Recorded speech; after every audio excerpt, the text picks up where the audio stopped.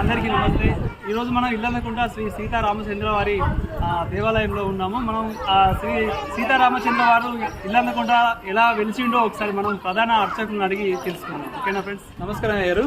ఇల్లందకుంట ఈ పుణ్యక్షేత్రం ఎలా వెలిసింది ఒక రెండు మాటల్లో మేము చెప్తాం. రాముని కృపా కటాక్షములు శ్రీమతి ఇల్లందకుంట క్షేత్రము సనాతన క్షేత్రము. రాముడు తండ్రి ఆజ్ఞ మేరకు అరణ్యం సంచరించు సందర్భంలో అరణ్యమంతా సంచరించు వేళలో ఈ అరణ్య ప్రాంతంలో రామచంద్రమూర్తి సీతాలక్ష్మణస్వామి ఈ అరణ్య ప్రాంతంలో ఇల్లంద చెట్టు కింద బస చేసి ఆ తర్వాత ఈ స్థలమే నాకు చాలా విశేషంగా ఉన్నదని చెప్పి స్వామివారు ఎక్కడ లేని విధంగా అనంతశయన రాముడు ఉత్తరాభిముఖుడు మోక్షరామునిగా స్వామి రాతికి వెలిసినటువంటి మూల విరాట్. ఆ తర్వాత కొంతకాలానికి దశరథ మహారాజు మరణ వార్త విని ఇల్లంద పలుకులతో తన తండ్రి గారి దశరథ మహారాజు గారి పితృతర్పణాలు వదిలినటువంటిది ఇల్లంద. కుంట అంటే పల్లవ ప్రదేశం కాబట్టి ఇల్లంద చెట్టు ప్రాశస్తం వలన ఆ త్రేతాయుగం నాడే ఇల్లందకుండగా నామకరణం చేయడం జరిగింది.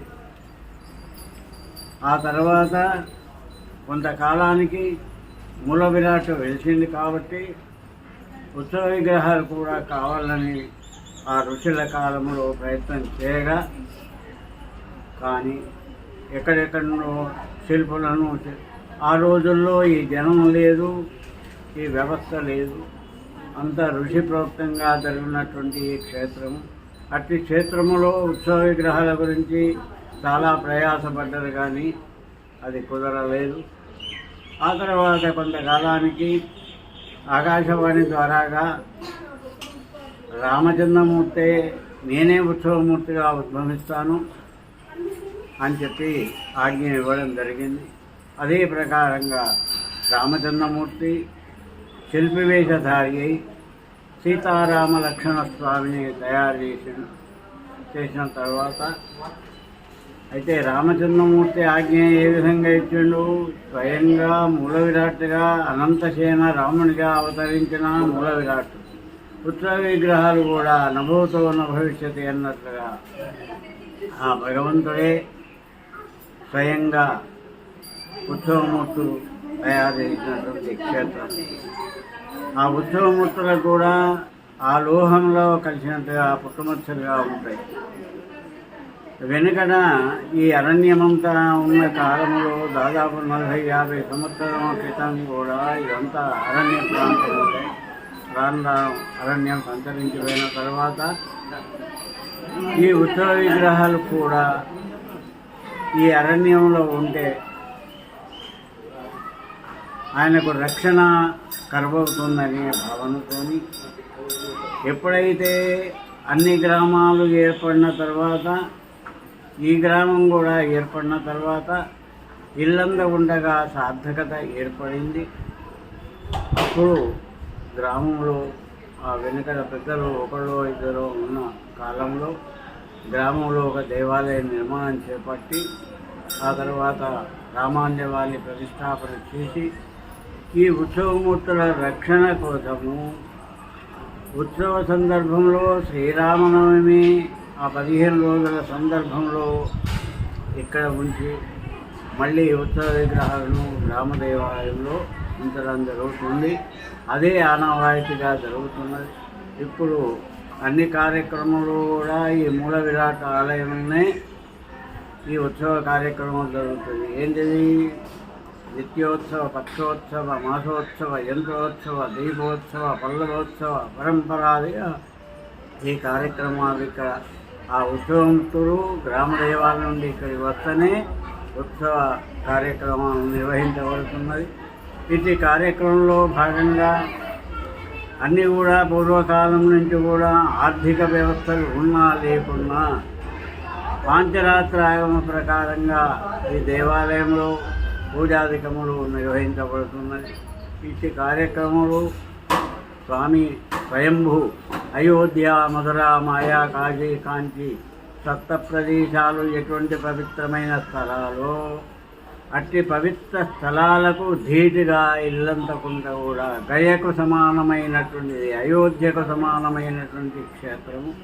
ఇట్టి క్షేత్రము ఎక్కడ లేని విధంగా రాముడు ఎక్కడే కానీ వెలిసిన పెట్టుదేవుడైనా నిలబడే ఉంటాడు. కానీ మన ఇల్లందకుంట క్షేత్రములో అనంతసేన రామునిగా, ఉత్తరాభిముఖుడుగా, మోక్షరామునిగా నిత్యము 360 దినములు కూడా మోక్షరామునిగా మనకు భక్తులకు దర్శనమిచ్చేటువంటి స్వామి. ఆ తర్వాత ఉత్సవమూర్తులు కూడా నభూతో నభవిష్యతి అన్నట్లుగా ఎక్కడ లేని విధంగా ప్రతి క్షేత్రంలో క్షేత్ర మహత్యం ఉంటుంది. ఉండకున్నా కానీ మూల విరాట్ను ఉత్సవమూర్తులు చేయించి ప్రతిష్ట గావించడం జరుగుతుంది.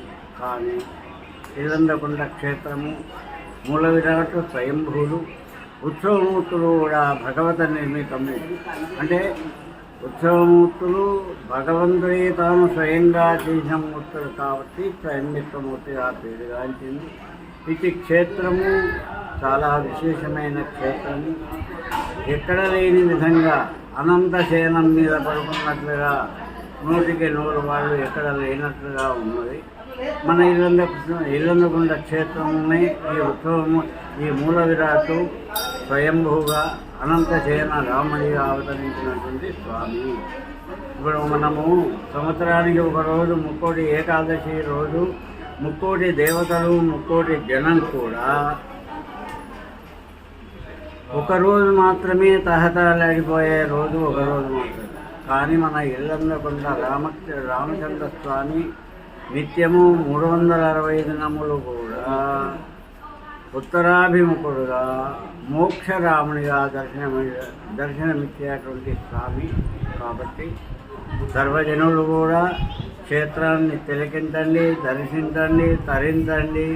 ఆ స్వామి పరిపూర్ణ మంగళాశాసనంటున్నాయి. మంగళం గోదరేంద్రాయ మహనీయ గుణాత్మని చక్రవర్తి ధర్మజాయ సార్వభౌమాయ మంగళం. హనుమత్వమేధాయ హరీషాభిష్టవాయిని వారి ప్రముఖనాయ మహదీరాయ మంగళం. మంగళాశాసనపరే అమలాచార్య పురోగమై సర్వైశ్చ పూర్వై ఆచార్యై తత్వదాయాస్తు మంగళం. ఇల్లందకుంట శ్రీ రామచంద్రమూర్తిని దర్శించండి, తరించండి, వారి కృపా కటాక్షములు పొందండి.